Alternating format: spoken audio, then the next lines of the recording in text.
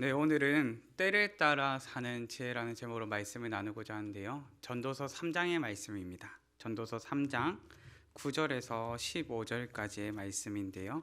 우리 전도서 3장의 말씀 한 절씩 교독하시겠습니다. 일하는 자가 그의 수고로 말미암아 무슨 이익이 있으랴. 하나님이 인생들에게 노고를 주사 애쓰게 하신 것을 내가 보았노라. 하나님이 모든 것을 지으시되 때를 따라 아름답게 하셨고 또 사람들에게는 영혼을 사모하는 마음을 주셨느니라. 그러나 하나님이 하시는 일의 시종을 사람으로 측량할 수 없게 하셨도다. 사람들이 사는 동안에 기뻐하며 선을 행하는 것보다 더 나은 것이 없는 줄을 내가 알았고 사람마다 먹고 마시는 것과 수고함으로 낚을 누리는 그것이 하나님의 선물인 줄도 또한 알았도다. 하나님께서 행하시는 모든 것은 영원히 있을 것이라.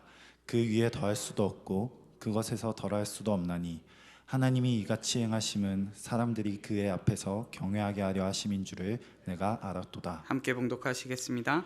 이제 있는 것이 옛적에 있었고 장래에 있을 것도 옛적에 있었나니 하나님은 이미 지난 것을 다시 찾으시느니라. 아멘.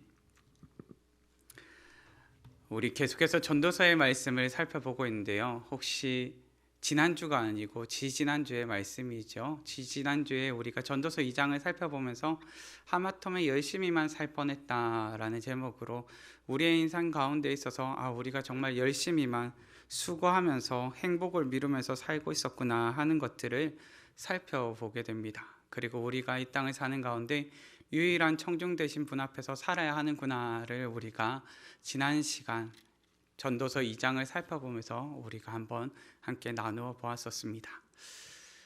이제는 전도서 3장의 말씀으로 살펴보게 됩니다. 전도서 3장 말씀을 통하여서 때를 따라 사는 지혜라는 말씀을 함께 나누고자 하는데요. 우리 청년의 여러분들 잘 다녀오셨습니까? 감사합니다. 산발적으로 들려오니까 잘 다녀온 것 같기도 하고, 지금은 깨어야 될 때일까요? 자야 될 때일까요? 잠깐 고민이 살짝 몰려왔죠. 이게 깨어야 될 때인지 자야 될 때인지 살짝 고민이 몰려왔지만, 다 이해할 수 있습니다. 지금은 수련회를 마치고 온 때이기 때문에 그렇죠.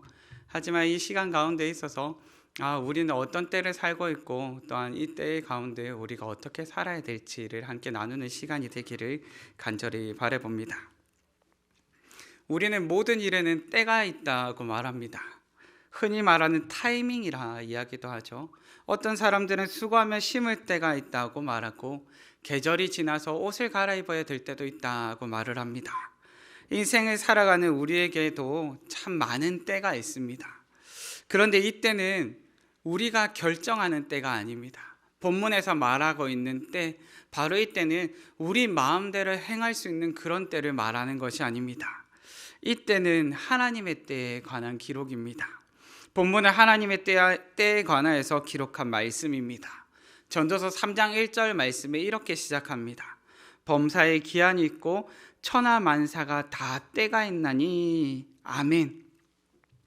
모든 일에는 다 때가 있습니다. 단순히 내가 오른쪽으로 갈 때가 있으면 왼쪽으로 갈 때가 있음을 말하는 것이 아니라, 배고플 때가 있으면 배부를 때가 있다는 것을 말한 것이 아니라, 내 힘으로는 어쩔 수 없는 때, 내가 계획하지 않았고 내가 의도하지 않았고 내가 어떻게 할 수 없었지만 하나님께서 운영하시는 때가 있다는 것을 말하는 것입니다. 하나님께서 모든 것을 때에 따라 일어나게 하십니다. 본문은 이 때에 대하여서, 이 때에 관하여서 우리 가운데 지혜를 전하여 줍니다. 때에 따라 사는 지혜를 본문을 통해서 살펴보게 되는 것입니다. 본문을 통해서 하나님의 때에 관하여 우리에게 가르쳐 주시는 것이 무엇인지, 우리에게 가르쳐 주시는 그 지혜에 관하여서 한번 살펴보기를 원합니다. 때에 관하여 가르쳐 주는 지혜는 무엇입니까? 첫째는 수고의 때가 있다는 것입니다. 본문의 10절과 11절 전반부의 말씀입니다. 하나님이 인생들에게 노고를 주사 애쓰게 하신 것을 내가 보았노라. 하나님이 모든 것을 지으시되 때를 따라 아름답게 하셨고 아멘. 하나님께서 우리에게 말씀하시는 때는 만사형통의 때가 아닙니다. 모든 것이 잘 풀리고 순적하게 걸어가는 때가 아닙니다. 부모는 자녀가 잘 성장하고 성숙하기를 바랍니다. 그렇게 자녀를 보면서 자녀가 아프지 않았으면 좋겠고, 걱정하지 않았으면 좋겠고, 염려 따위는 경험하지 않았으면 좋겠습니다. 우리가 보는 것이, 마냥 자녀들이 보는 것이 아름다웠으면 좋겠습니다. 저희 아내가 임신을 했을 때요, 세상에 좋은 것만 봐야 된다고 이야기를 하더라고요. 이거는 아기가 보는 거니까 좋은 것만 봐야 돼. 그러니까 당신 말고 하면서 김남길 아저씨 사진을 탁 띄우더라고요. 세상에 아름다운 걸 봐야 되는데 제가 참 속상해서 얘기를 해줬습니다. 오빠가 아니야, 아저씨야 라고 이야기를 해도 아니야, 지금 아기가 보는 거니까 아름다운 것만 봐야 돼 하면서 김남길 아저씨를 띄우더라고요. 네, 그렇습니다. 그런데 사실 이것이 부모가 자녀를 바라보면서 잘 성장하기를 바라고 또한 아름답게 보는 것을 당연히 원하죠. 그런데 자녀 가운데 있어서 때로는 무엇도 있습니까? 험난한 것을 경험해야 될 때도 있음을 압니다. 아름다운 것을 봐야 될 때도 있지만 아름다운 것이 아니라 때로는 어려움도 경험해야 되겠고 험난한 것도 보아야 되겠고 수고도 해야 되는 때가 있다는 것을 압니다. 그리고 그 때를 경험할 때 지혜롭게 넘어가기를 부모님들은 간절히 바랍니다. 우리가 아름답게 성장하기 위해서 성장통이 있다는 것을 압니다. 우리가 크게 성장하고 잘 성장하기 위해서 때로는 고난도 경험해야 되겠고 그 가운데서 아픔도 경험해야 된다는 것을 압니다. 그렇기에 그 수고의 때를 지혜롭게 이겨나가기를 간절히 바라는 것입니다. 그렇게 하나님의 때라는 것은 만사형통의 때가 아닙니다. 때로는 수고도 경험해야 되는 수고의 때라는 것입니다. 그저 모든 일이 순적할 때만 하나님의 때라고 생각하지 마십시오. 때로는 내가 수고를 경험하고 있고 때로는 내가 고단함을 경험하고 있더라도 바로 그때가 하나님의 때임을 기억하시기 바랍니다. 때로는 안 될 때도 있고 내 힘으로 안 되는 것도 경험할 때가 있고 도무지 왜 이런 일이 생겼는지 이해가 되지 않는 우리의 상식으로는 도무지 받아들이기 힘든 때를 경험할 때도 있습니다. 그런데 그럼에도 그때는 하나님의 때입니다. 하나님께서는 창세기 1장을 시작하시면서 수고의 때가 어떠한지를 몸소 보여주십니다. 창세기 1장을 살펴보시면 어떤 장면입니까? 만물이 창조되는 장면입니다. 그런데 이것을 다르게 살펴본다면요, 하나님의 수고의 때의 장면입니다. 하나님께서 수고하시면서 만물이 어떻게 지어지는지를 보여주시는 때입니다. 하나님께서 힘써 일하고 계시는 것을 보여주는 때입니다. 하나님께서 만물을 창조하시고 그 만물을 질서 있게 운영해 가심을 보여주시는 때입니다. 하나님께서 수고하셨기 때문에 우리는 이 장면을 목격하게 되는 것입니다. 하나님께서 왜 이렇게 수고하고 계십니까? 우리는 그 이유를 말씀 가운데서 살펴보게 됩니다. 하나님께서 수고하시면서 그 수고를 보실 때 무엇이라 말씀하십니까? 아름답다, 보기에 좋았다라고 말씀하십니다. 하나님께서는 우리에게도 이와 같은 수고의 때를 주십니다. 그렇게 수고의 때는 고통의 때와 비극의 때가 아니라 하나님께서 우리에게 허락하신 믿음의 때입니다. 보기에 좋았더라, 아름답다를 준비하는 바로 믿음의 때라는 것입니다. 하나님께서 수고를 통해 만물을 때에 따라 아름답게 가꾸어 가시는 것처럼 오늘을 사는 우리에게도 수고를 통해 그리고 우리의 주변을 아름답게 세워가기를 원하시는 것입니다. 우리는 단순히 오늘을 살면서 때를 소비하는 소비자로서 오늘을 사는 사람들이 아닙니다. 시간을 허비하고 그저 나에게 주어진 때를 흘려보내는 존재로서 이 땅을 사는 것도 아닙니다. 하나님께서는 우리를 수고의 자리로 부르십니다. 우리는 이것을 일컬어서 소명이라 말합니다. 주님께서 부르신 자리의 특징이 있습니다. 그 자리의 특징이 무엇입니까? 그 소명의 자리의 특징은 나를 위한 자리가 아니라는 것입니다. 나를 위해서 사는 자리로 부르시지 않는다는 것입니다. 그렇게 수고의 때에 관해 우리가 기억해야 할 것은 내가 성공하고 내가 잘 살기 위해서 우리에게 수고의 때를 주신 것이 아니라는 점입니다. 만약 우리가 우리의 성공과 잘 사는 것에 매여서 우리가 오늘을 살게 된다면, 만약 우리가 실패를 경험하고 성공하지 못하고 잘 살지 못하는 것 같은 느낌을 받고 그러한 현실을 맞닥뜨리게 될 때 우리는 그저 하나님을 원망하면서 살아가게 될 것입니다. 하나님께서 허락하신 수고의 때는 나의 성공과 나의 실패에 따라서 달라지지 않습니다. 수고의 때는 나를 위한 때가 아니기 때문입니다. 그렇다면 수고의 때는 누구를 위한 때입니까? 바로 하나님을 위한 때입니다. 만약 우리가 수고하는 데만 집중해서 살아간다면 우리는 사는 동안 결국 탈진할 수밖에 없을 것입니다. 그런데 우리가 우리를 바라보시는 하나님께 초점을 맞추게 된다면 수고의 기회를 허락하신 하나님께 감사하면서 달려가게 될 것입니다. 하나님께서는 수고의 때를 통해 우리가 성장하기를 원하시고 그 성장을 통해서 아름답다, 보기에 좋았다라고 말씀하기를 원하시기 때문입니다. 때에 관하여 우리에게 가르쳐 주시는 지혜는 무엇입니까? 둘째는 때를 따라 주시는 선물이 있다는 것입니다. 본문의 12절과 13절 말씀입니다. 사람들이 사는 동안에 기뻐하며 선을 행하는 것보다 더 나은 것이 없는 줄을 내가 알았고 사람마다 먹고 마시는 것과 수고함으로 낚을 누리는 그것이 하나님의 선물인 줄도 또한 알았도다.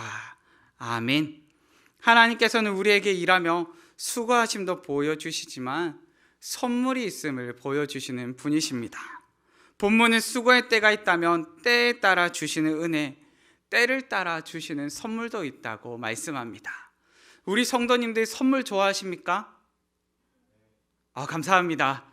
저도 선물 좋아합니다. 선물을 좋아하고요. 선물을 나누는 것도 좋아합니다. 선물은 우리에게 있어서 웃게 만들어주는 것이기도 하고요. 활력이 되는 것이기도 하고요. 기대치 않았던 뜻밖의 선물을 나의 마음 가운데 감동을 일으키기도 합니다. 그런데 누가 주신다고요? 하나님께서도 선물을 주신다고 말씀하십니다. 하나님의 선물로 본문 말씀 가운데 무엇을 말합니까? 이 땅을 사는 최고의 가치를 아는 것과 이 땅을 사는 낚을 아는 것이라 말합니다. 제가 경상도다 보니까요, 이 낚시라는 표현을 낚을 자꾸 이러고 있습니다. 근데 제가 맞는지 아닌지 제가 잘 모르겠습니다. 혹시 표준어를 하시는 분께서 나글일까요? 낚을일까요? 낚을일까요?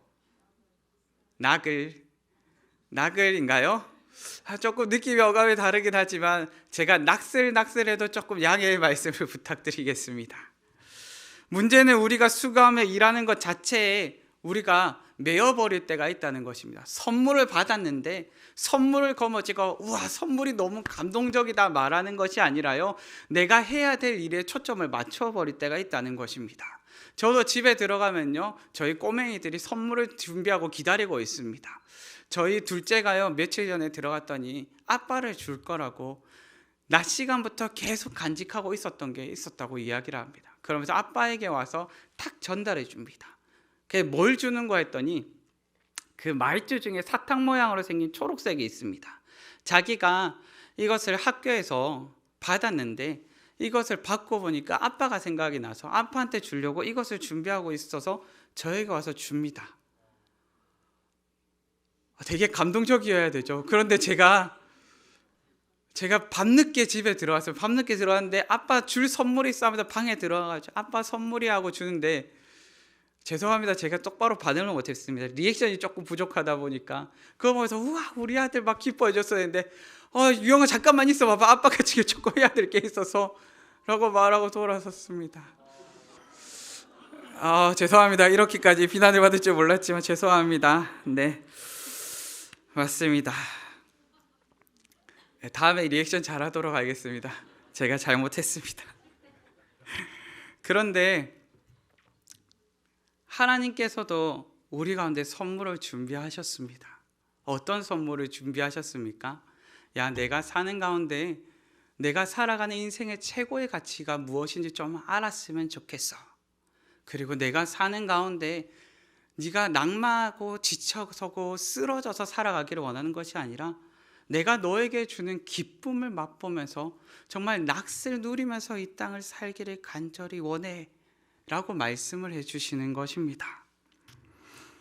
우리는 때로는 우리가 수고하고 우리가 일하고 우리가 무언가 노력해야 될 것에 너무 집중을 해버립니다. 그러다 보니까 우리가 이 선물을 놓쳐버린 채 잠깐만요, 제가 이것 좀 해야 돼서요 하면서 외면해 버리면서 살아갈 때가 있더라는 것입니다. 우리는 때로 취준생일 때와 취업을 했을 때의 차이를 경험할 때가 있습니다. 취준생일 때는 어떻습니까? 사실 아침에 일어났는데 힘이 별로 없을 때가 있습니다. 그리고 나의 자존감도 떨어지는 것을 경험하게 됩니다. 한 번, 두 번 지원했다가 계속해서 떨어지는 것을 실패를 경험하다 보면은 그저 포기하고 싶은 생각이 하루에도 수십 번씩 올라올 때가 있습니다. 그런데 우리가 취업을 하게 되면 어떻습니까? 마치 나에게 무너졌던 자아상이 회복되는 것만 같습니다. 일에서 정체성을 찾고 일에서 자존감을 올리고 일로부터 자신의 가치를 확인받으려 합니다. 바로 일에서부터 나는 어느샌가 그 일에 매여 있는 나의 모습을 발견하게 되더라는 것입니다. 그러다 보면 하나님께서 우리에게 주시는 선물을 놓쳐버릴 때가 있습니다. 하나님께서는 우리 가운데 때를 따라 선물을 주시는데 우리는 이것을 놓쳐버린 채 일에 집중하고 일 가운데서 최고의 가치를 찾고 일 가운데서만 무언가 업적을 누리기를 바라더라는 것입니다. 하나님께서는 우리 가운데 무엇이 가치 있는지를 깨닫기를 바라십니다. 너에게 있는 최고의 가치가, 네가 정말 추구해야 될 가치가 무엇인지 깨닫기를 바라십니다. 그리고 일상을 사는 가운데 너의 성공이나 너의 실패와는 상관없이 일상을 사는 가운데 먹고 마심을 통해서 하나님과 교제함을 통해서 기쁨을 누리고 낙을 누리기를 원하시는 것입니다. 그렇게 수고로운 이 시대를 살아가는 우리가 던져야 할 질문은 우리가 수고해서 얼마나 성공할 수 있고 얼마나 높은 자리에 오를 수 있고 얼마나 더 많은 연봉을 받을 수 있는지가 아닙니다. 오늘을 사는 가운데 우리가 던져야 할 질문은 어떻게 나의 삶의 자리에서 하나님의 뜻에 따라 살 수 있고 어떻게 나의 삶의 자리에서 하나님께서 주신 선물의 풍성함을 경험할 수 있는가 하는 것입니다. 하나님의 뜻에 따라 사는 인생에는 조화로움이 있습니다. 주일의 삶과 일상의 삶이 달라지는 것이 아니라 주일의 삶과 일상의 삶이 조화를 이루는 아름다운 삶이 있습니다. 주일과 일상이 이중직을 살아가는 삶이 아니라 한결같은 삶을 살아내는 아름다움이 있습니다. 어떻게 이것이 가능합니까? 하나님께서 때를 따라 선물을 주시기 때문에 가능합니다. 먼저는 우리에게 무엇이 최고인지 그 가치를 알게 해주시고 우리 수고의 자리에서도 직장에서도 하나님의 사역에 동참하고 있음을 깨닫게 하시기 때문입니다. 나의 삶의 자리에서 선을 행하고 기뻐하며 하나님께서 공급하시는 낙을, 기쁨을 깨닫게 하시는 것입니다. 우리 성도님들, 하나님께서는 믿음의 자녀들을 통해서 아름다운 공동체를 이루어가게 하셨습니다. 그리스도의 몸된 공동체를 세워가게 하신 것입니다. 믿음의 자녀들을 통하여서 이 아름다운 공동체를 통하여서 이 세상 가운데 무엇을 흘려보내기를 원하시기 때문입니까? 하나님의 선하신가? 하나님의 풍성하신가? 하나님의 기뻐하시는 것을 흘려보내기를 원하시기 때문입니다. 우리 믿음의 성도님들, 하나님께서는 이 세상 가운데도 이 아름다운 선물들을 흘려보내기를 원하십니다. 우리는 세상 가운데서 오로지 더 높은 일자리와 더 높은 자리를 통해서만 자신이 잘 살고 있다는 압박을 받으며 살고 있습니다. 인생을 사는 가운데 그래 한 번쯤 이렇게 살아봐야지, 인생을 사는 가운데 그래 이것이 성공이야 라는 것을 누리며 살기를 원하고, 그렇게 살지 못하는 나의 현실을 경험하면서 인생의 무게, 세상의 압박을 그저 경험하면서 살고 있습니다. 그런데 하나님께서 우리에게 허락하신 선물은 이 세상적인 압박으로부터 자유를 경험케 합니다. 세상에서 끊임없이 짓누르고 네가 삶의 무게를 이 정도는 경험해야지 우리를 짓누르려는 이 삶의 무게를 벗어 던지게 만들어 버립니다. 하나님께서는 나에게 있는 참된 자유를 경험케 하시는 것입니다. 참된 자유와 참된 행복을 통해서 나에게 주어지는 압박으로부터, 도무지 벗어날 수 없을 것 같은 그 답답함으로부터 해방을 경험케 하시는 분이십니다. 더 좋은 일자리, 더 높은 자리가 아니라 일상을 사는 기쁨을 회복케 하시기 때문입니다. 믿음의 성도님들, 나의 일상 가운데서 하나님의 선물이 있음을 깨달으시기 바랍니다. 그렇게 우리에게는 때를 따라 하나님께서 주시는 선물이 필요합니다.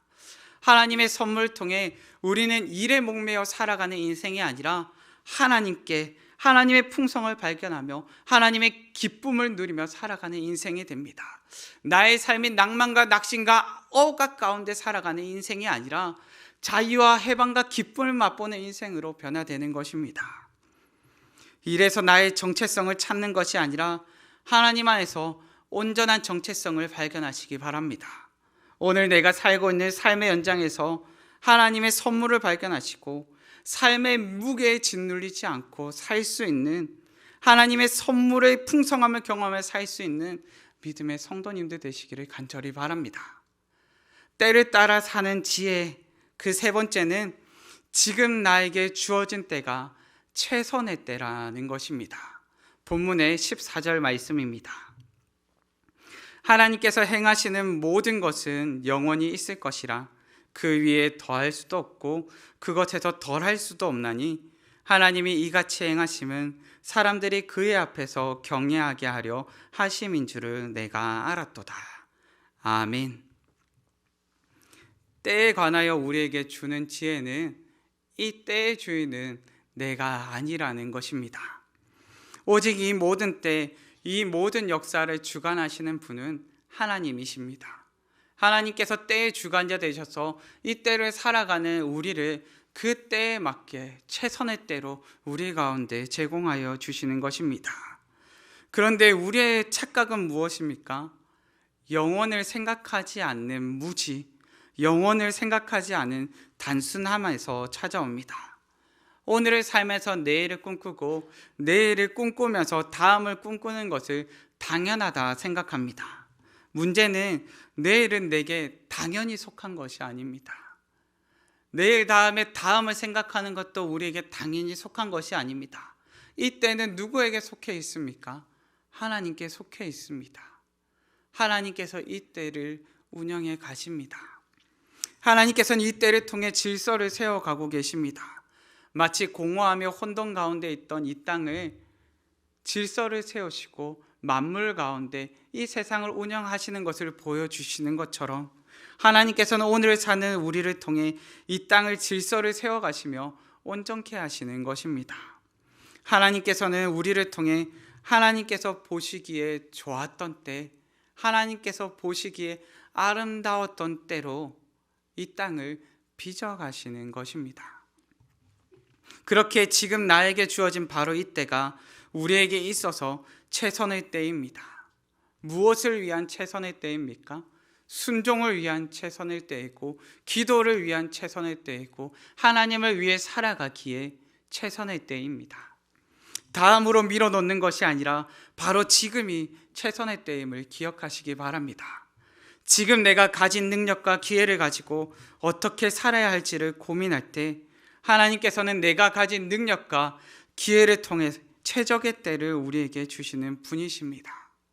바로 이것이 오늘을 살아가는 우리의 믿음이요, 오늘을 살아가는 우리의 확신입니다.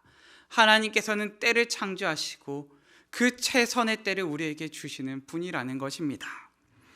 우리가 은혜를 통해 구원받았음을 믿는 것처럼 우리는 최선의 때를 우리에게 허락하시는 하나님을 믿습니다. 하나님께서는 사람을 부르셨을 때 이와 같이 부르십니다. 땅에 충만하라, 땅을 정복하라, 모든 생물을 다스리라는 명령을 주십니다. 이 명령에는 무엇이 들어가 있습니까? 하나님께서 공허하고 무질서한 것을 어떻게 채우시고 질서를 세웠는지를 기억하게 하십니다. 무질서하고 공허하기만 했던 이 땅 가운데 하나님께서는 채워가심을 보여주시고 질서를 세워서 운영해 가심을 보여주셨습니다. 그리고 하나님께서 이 모든 것을 제공해 주시고 난 다음에 무엇이라 말씀하십니까? 너희가 이것을 다스리고 이 질서를 이어나가기를 바래. 이것을 더욱더 아름답게 세워나가길 바래 라고 말씀하시는 것입니다. 하나님께서는 굳이 이 아름다운 곳을 만드시고 사람을 부르셔서 일을 맡기셨습니다. 수고하게 하셨습니다. 그런데 하나님께서 사람을 부르셔서 수고함을 허락하셨던 데는 이미 하나님께서 모든 것을 성취하시고 이루시고 아름답게 세우셨던 때입니다. 오늘을 살아가는 우리도 마찬가지입니다. 하나님께서는 아무것도 없는 상태 가운데 우리를 부르시지 않습니다. 하나님께서 질서를 세우시고 아무것도 없는 것 같은 그곳 가운데 무언가를 채우시고는 우리를 부르십니다. 너는 여기에 나와서 순종해야 할 때야. 내가 있는 그곳에서 내가 섬겨야 될 때야. 내가 이곳 가운데서 잘 다스리고 너의 삶 가운데 있어서 하나님께서 말씀하셨던 대로 잘 운영해 나가야 될 때야 라고 말씀하시는 것입니다. 하나님께서 먼저 수고하시고는 우리 가운데 그 부르심의 자리 가운데서 나와 함께 수고하지 않을래 라고 말씀하시는 것입니다. 만약에 우리의 실패가 있다면 그 실패조차도 유익이라 말씀하시는 분이 하나님이십니다. 나의 연약함이 있다면 그 연약함조차도 유익이라 말씀하시는 분이 하나님이십니다. 그렇게 최선의 때는 내가 드러나고 인정받기에 최선의 때가 아니라 하나님의 역사가 드러나기에 최선의 때입니다. 그렇기에 내가 무능력하다고 걱정하지 마십시오. 그 무능력을 통해서 하나님께서 능력 있게 성취하심을 보여주실 것입니다. 그렇다고 내가 무능력하게 그저 떠밀리듯이 있으라는 말은 아닙니다. 우리는 하나님께서 우리에게 주신 목적에 맞게, 우리에게 주신 은사에 맞게 열심히 수고하여야 합니다. 그리고 탁월한 능력과 부르심의 자리에서 탁월한 순종의 자녀가 되어야 합니다. 섬김의 자리와 사랑의 자리가 지금 내가 머무는 자리가 되도록 살아가야 하는 것입니다. 실상 우리가 오늘을 살다 보면은 내 마음대로 할 수 없는 것이 참 많음을 경험하게 됩니다. 내게는 능력도 부족해 보이는 것 같고 나는 이것도 할 수 없고 저것도 할 수 없고 이것도 내 마음대로 안 되네라고 생각합니다. 그런데 생각해 보십시오. 내 마음대로 할 수 있는 것이 딱 하나 있습니다. 무엇은 내 마음대로 할 수 있습니까? 순종은 내 마음대로 할 수 있습니다. 그 순종의 자리로 하나님께서는 내가 지금 최선의 때야. 무엇을 위한 최선의 때요? 순종을 위한 최선의 때라고 말씀하시는 것입니다. 하나님께서는 우리에게 하나님의 목적을 성취하시고자 최선의 때를 주십니다. 무질서한 이 땅에 질서를 세우시고 공허한 이 땅에 만물을 채우시듯 무질서해 보이는 우리의 인생의 질서를 세우시고 목적을 잃은 듯 공허한 우리의 일상에 올바른 목적과 방향을 심으시는 분입니다. 나의 끝 예수의 시작이라는 책이 있습니다. 제가 이전에 이 책을 소개해드리면서 한번 말씀드렸던 적이 있는데요. 이 책의 저자는 자신이 좋아하는 SNS상에 이러한 문구를 한번 올려보았습니다. 뭐뭐한 때 예수님의 실제를 만났다라는 문구를 띄워보았습니다. 우리 성도님들 잠깐 한번 스쳐보겠습니다. 내가 어떨 때 예수님의 실제를 만났지? 예수님께서 역사하심을 경험했지? 거기에 그 SNS상의 댓글들이 쭉쭉쭉 달리기 시작합니다. 그 댓글들이 이렇습니다. 더는 어찌할 도리가 없을 때 예수님의 실제를 만났다. 내 힘으로 문제를 해결할 수 없다는 사실을 인정해야만 했을 때 예수님의 실제를 만났다. 중독을 이겨낼 수 있다는 자신감을 완전히 상실했을 때 예수님의 실제를 만났다. 우울증이 참기 힘들 만큼 깊어졌을 때 예수님의 실제를 만났다라고 말합니다. 어떤 때 만났다고요? 나의 인생이 끝났다고 생각되어지는 바로 그때, 내가 끝났다고, 나의 인생이 끝났다고, 나의 끝이라고 생각되는 바로 그때 예수님께서 나의 삶 가운데 여전히 역사하고 계심을 경험하고 깨달았다라고 말하는 것입니다. 주님을 만나고 주님의 뜻을 발견하고 주님과 동행하기에 언제가 최선의 때입니까? 바로 지금이 최선의 때입니다. 그렇게 지금 나에게 주어진 바로 이때, 나를 위한, 하나님을 위한 최선의 때임을 기억하시기 바랍니다. 말씀을 정리하겠습니다. 하나님의 때에 관하여 우리에게 가르쳐 주시는 지혜는 무엇입니까? 첫째는 수고의 때가 있습니다. 둘째는 때를 따라 주시는 선물이 있습니다. 셋째는 지금 나에게 주어진 때가 최선의 때입니다. 모든 일에는 다 때가 있습니다. 지금 하나님께서 왜 나를 머무르게 하시고 삶의 자리에서 방황하게 하시며 때로는 왜 여기에 있는지 깨닫지 못했을지라도 하나님께서 모든 것을 때에 따라 운영해 가심을 믿으시기 바랍니다. 한 가지 이야기를 드리고 말씀을 마무리하고자 합니다. 제가 며칠 전에 한 강의를 보았습니다. 어쩌다 어른이라는 프로그램에 나오는 한 강의였는데요. 그 강의에 보니까 인생을 하루에 비교하면서 설명하고 있었습니다. 그 인생을 하루에 비교하면서 20대, 30대, 40대를 일컬어서 이렇게 말합니다. 아직 인생의 오전을 살고 계시네요 라고 말합니다. 무슨 말인 거 아니까? 하루를 100살의 인생, 100세의 인생에 맞춰놓고 보니까 아직 20살, 30살, 40살은 어떤 때라고요?